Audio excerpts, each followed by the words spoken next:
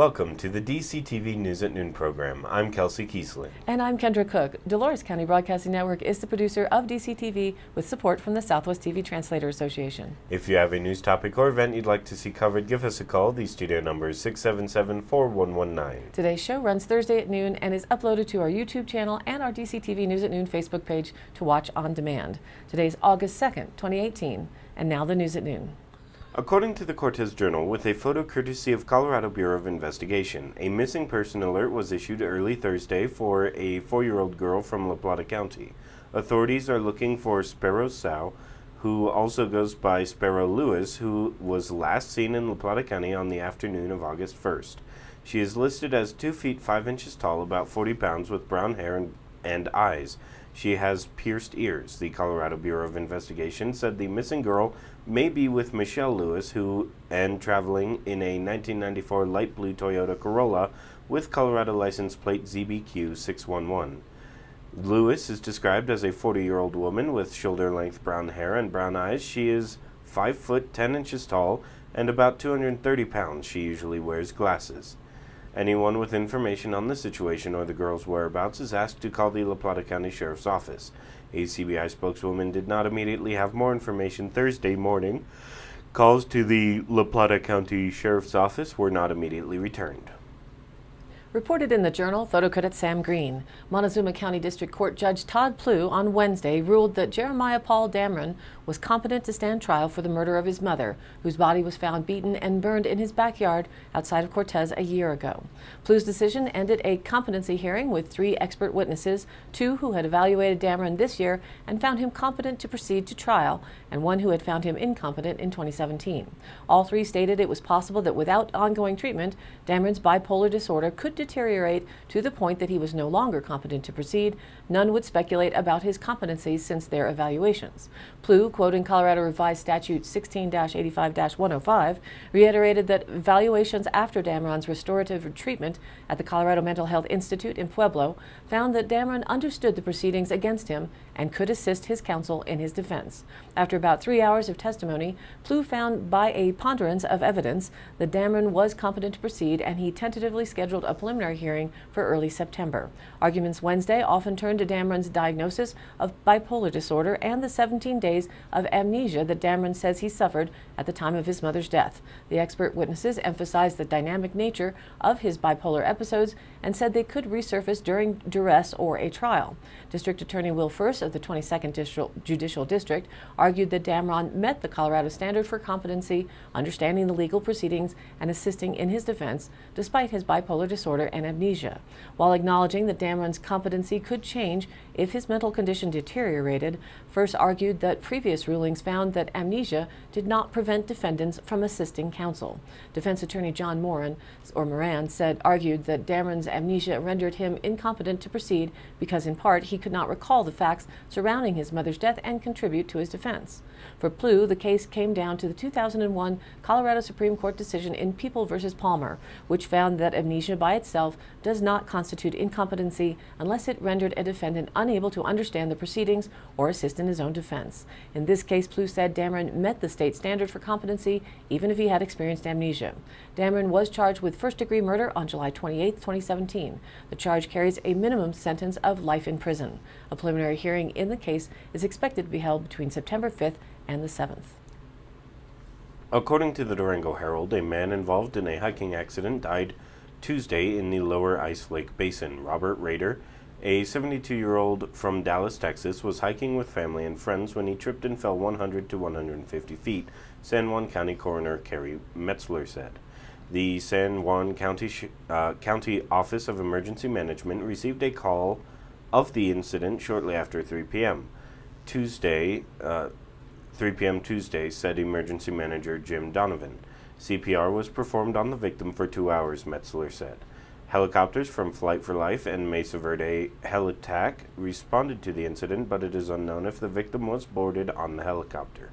Emergency workers were working to bring the remains of the victim to the family, according to a Facebook post from the San Juan County Sheriff's Office. An autopsy will be performed Tuesday, Metzler said. San Juan County Sheriff Bruce Conrad refused to release more information to the Durango Herald on Wednesday. La Plata County Search and Rescue assisted in the operation. Reported by the Durango Herald, photo credit Pine River Times. The Colorado Bureau of Investigation said it concluded foul play was not the reason for the death of former La Plata County Sheriff's Deputy Jeremiah Lee, who was found dead in his Bayfield home in October of 2017. Susan Medina, spokeswoman for CBI, said the authorities have concluded its investigation. The investigation found there was no evidence of foul play involved in Lee's death, which was ruled a suicide by the La Plata County Coroner's Office, Medina said. Just after 12:30 a.m. October 13, 2017, authorities received a report that Lee's home southwest of Bayfield was on fire. Lee was found inside the burning home, dead from what authorities later ruled a self-inflicted gunshot wound. The sheriff's office issued a press release days after Lee was found dead that said he had been under investigation by the agency after he reported a, quote, personal situation in his life a couple of weeks before his death. The release said that amid the investigation into the personal matter, Lee had submitted a letter of resignation October 10th.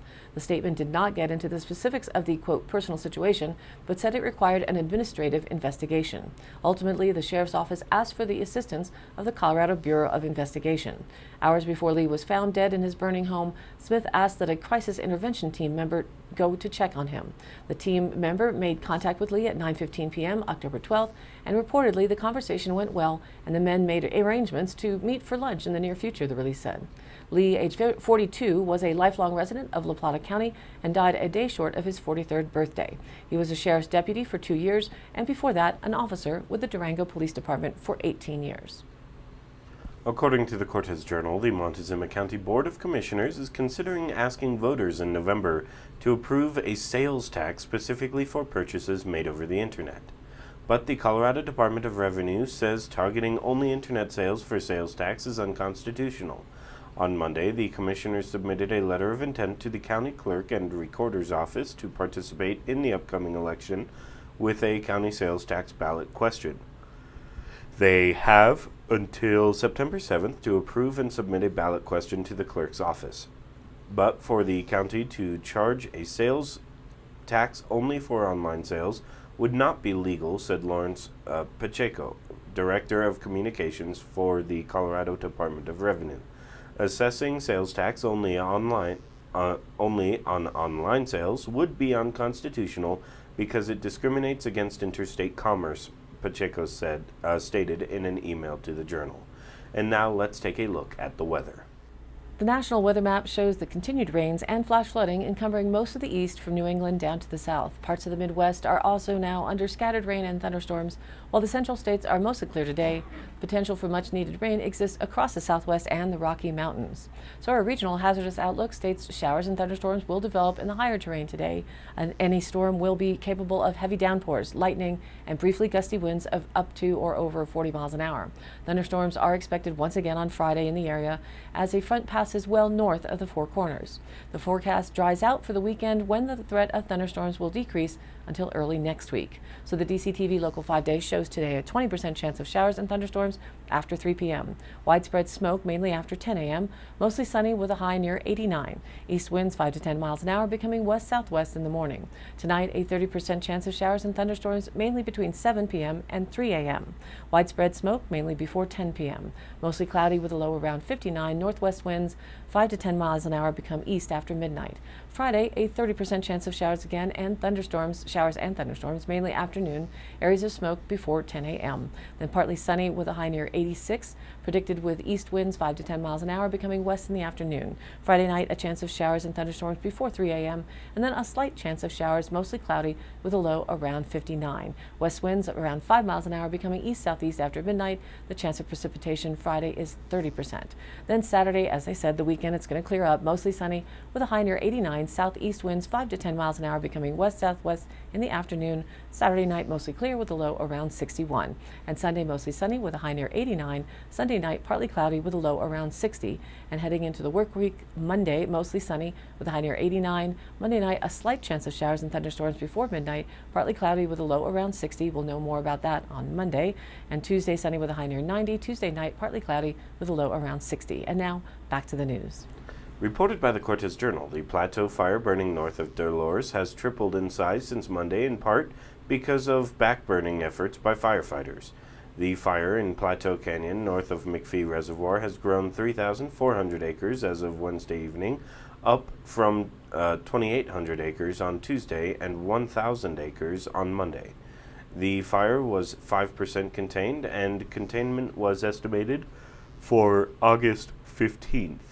Backburn operations continued on the east side of the East Fork of the Plateau drainage, out to Forest Service Roads 524A and south to Anderson Reservoir, according to the latest update Wednesday from Public Information Officer Rob Kopak. Burn operations also continued on the west side from the Canyon Rim west to FSR 523A1 and south to Trimble Reservoir, Kopak said on InsaWeb. Crews were patrolling the north end of the fire along FSR 514. The fire was expected to be active on Thursday afternoon if the forecast 30-mile-per-hour gusts are received. Fire activity in the next 72 hours was expected to be moderate. From the Durango Herald, photo credit Eddie Lewis. Recent rainfall has given fire officials the confidence to declare the 416 fire 100% contained as of 3 p.m. this past Tuesday, on schedule with a projected containment date. Firefighters created a containment line around 50% of the blaze, while the remainder of the fire perimeter was allowed to burn into the rugged wilderness. But officials said Tuesday the 61-day-old blaze won't spread beyond its northwest perimeter, where no containment line was built. Because of the recent moisture, we are confident that it will stay in its containment lines, said Gretchen Fitzgerald, a spokeswoman for the U.S. Forest Service. The containment date aligns with a goal set in mid-June by the Rocky Mountain Incident Management Type 1 team, which estimated the blaze would be completely contained by July 31st. Near the northwestern perimeter of the fire, where firefighters hadn't successfully installed a containment line, the fire burned into aspen trees, where the higher elevation and scattered rains helped keep the fire cold along the perimeter, Fitzgerald said. The fire just sort of stalled and quit burning, she said. There's no hot spots near the perimeter, which is why we feel confident that it won't go outside the containment lines. It doesn't have anywhere to go. The San Juan National Forest has maintained control of the fire since July 10th. The fire is mostly extinguished, but scattered hotspots continue to smolder. They, the hotspots, can be way underground in these rotted out roots, and it'll pop up and there will be a little flare-up, but it's very minimal, Fitzgerald said. The fire won't be put out until a season-ending event occurs, such as 2 days of rain or snow. It's not looking like it'll happen in the next 3 weeks, Fitzgerald said, but that's all dependent on the weather. It could be quite a while, but it just depends. A total of 21 personnel, led by Incident Commander Jason Hutchinson, are doing post-fire suppression and patrols in the area. Overnight flights to map the fire have stopped. The closure order for the San Juan National Forest around the burn area remains in effect because of hotspots and flooding concerns. The fire that started June 1st grew to a total of 54,129 acres. According to the Cortez Journal, with a photo courtesy of Emily Case, the Bull Draw fire, burning in a remote area 12 miles northwest of Nucla, grew 800 acres on Wednesday to a total of 3,600 acres. On Tuesday, the fire grew mostly to the west and south of the fire's footprint, according to Emily Davis of the Incident Command Center. Hand crews and bulldozers worked to build a contingency line off U18 road using natural land features and an old burn scar. Retardant drops from the air have bolstered work on the ground, Davis said Wednesday. Crews on Wednesday focused on holding and developing contingency fire lines to protect private property. A Type 2 helicopter worked to fortify lines and address spot fires and tree torching. A Type 3 team took over command of the fire Tuesday morning. About 75 personnel, including 3 Type 2 hand crews, 5 engines, 2 water tenders, 3 bulldozers, and 1 Type 2 helicopter, were working on the fire, Davis said Tuesday. Additional resources have been ordered, Davis added. The lightning-ignited fire was reported Sunday morning and is primarily burning in pinyon, juniper, and sagebrush. It grew to 824 acres on Monday. No evacuation orders were in effect, but some roads were closed to public use. They included U18 Road, Spring Creek Truck Trail, and Forest Service Roads 668 and 425. Drivers were asked to be careful because fire vehicles and equipment would be moving throughout the area. From the Journal, file photo. Where the Wild Still Lives. That's the theme of the 42nd annual Escalante Days and Nights Festival to be held in Dolores, August 10th through the 11th. The downtown festival began in 1976 to commemorate the nearby Escalante ruin, a prehistoric pueblo documented by Spanish explorers in 1776. The Dominguez Escalante expedition climbed a hill and correctly reported that the ancient dwelling on top was culturally linked to the living pueblos along the Rio Grande and at Acoma, Hopi, and Zuni. Its namesake discovery helped to set off a wave of archaeological interest in southwest Colorado that continues today. The inaugural Escalante Days was attended by Colorado Governor Richard Lamb as part of the state's centennial celebration, which included naming nearby Centennial Peak. The festival recognizes Dolores' logging history with the popular men's and women's chainsaw and arm wrestling contests on Central Avenue.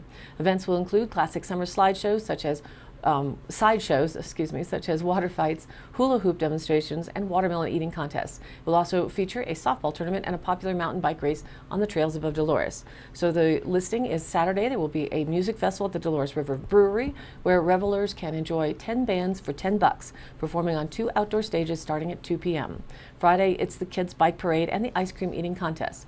And then Saturday starts early at 6 a.m. the K9 Search and Rescue Team annual pancake breakfast, which is a fundraiser at the Dolores Doghouse next to the Dolores Fire Station. The softball tournament at Joe Rowell Park starts at 7.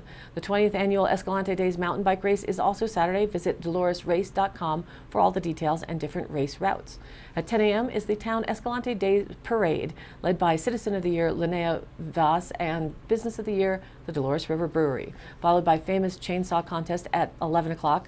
Noon is the watermelon eating contest and balloon toss, and then 1 p.m. arm wrestling contest and the debut of the hula hoop contest. Many organizations come together to put on the games and events for Escalante Days, said Rocky Moss, director of the Dolores Chamber of Commerce, who is the driving force of continuing this long-standing tradition. This year, 53 vendors plan to set up in Flanders Park as the games play out on Central Avenue. Organizers estimate that the event attracts 1,000 people every year, and businesses report a spike in sales. Quote, "Come to Dolores for games in the street, vendors galore, and 10 bands at the pub," Moss said. For newcomers, the must-see events are the chainsaw and arm wrestling contests. The strongman skills are fascinating to watch and harken back to the days when Dolores was a lumber town. For more information on Escalante Days, visit the Dolores Chamber website at doloreschamber.com. Reported by the Durango Herald with a photo by the CDC. A librarian woman who probably caught Ebola in 2014 may have infected 3 relatives a year after she first fell sick, doctors reported in a study published Monday. There have been previous instances of men spreading Ebola to women via sexual transmission. The virus can survive in semen for more than a year. But the new case is the first time scientists have suggested that Ebola was spread from a woman after such a prolonged period.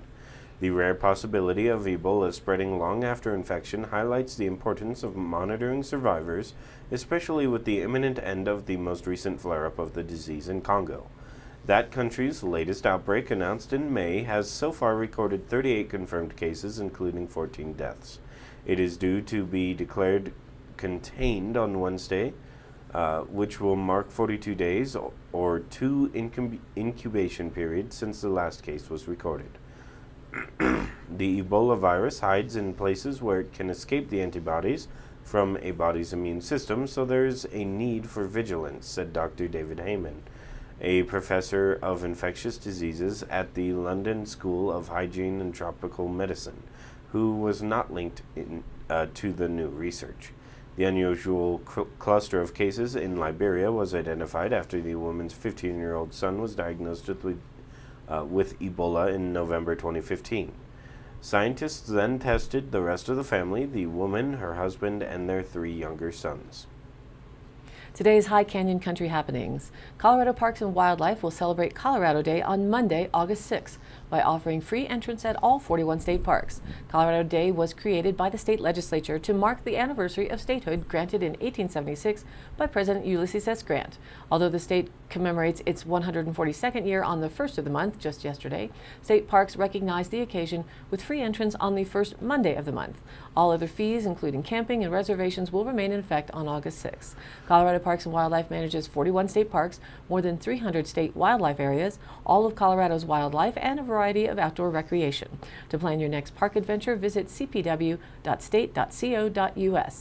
The Montezuma County Fair has started, and many of the Dolores County 4-H children who are entering large animal categories attend the event in Cortez. But also mark your calendar for the Dolores County Fair. August 9th, open the exhibit entries from 9 a.m. to noon, and then 4-H entries from 9 to 9:30, and 4-H judging from 9:30 to noon. Then Friday, August 10th, that's a week from this Friday, exhibits open to the public from 9 a.m. to 6 p.m. with an ice cream social from 4 to 6. The Junior Animal Show registration is 4:30 to 4:45, and the Junior Animal Show runs from 5 to 6 p.m. August 11th, exhibits are open to the public in the morning from 9 until noon, and then check out of exhibits from noon to 1. The VOAG Advisory Council, supporting the FFA, then takes over the Dolores County Fairgrounds for their Rocky Mountain Oyster Fry at 6 p.m. And topping out the weekend after this one is the August 12th Junior Rodeo starting at 9 a.m. again at the Dolores County Fairgrounds. For all information and details, contact the CSU Extension Office at 970-677-2283. And all of these happenings are posted on our DCTV News at Noon Facebook page, along with the YouTube replays, weather, original stories, and local posts. To share your event or information, contact us. The email is dcbnnews@gmail.com or call the station 970-677-4119. Thanks for tuning in. News at Noon airs at noon Monday through Thursday and then is available online on our YouTube channel and our DCTV News at Noon Facebook page on demand. Be sure to like us there on Facebook and join in on the news in the area, and of course, please share that with a friend. For Kendra Cook with DCTV and the News at Noon program out of Dove Creek, USA, I'm Kelsey Kiesling. Thanks for watching.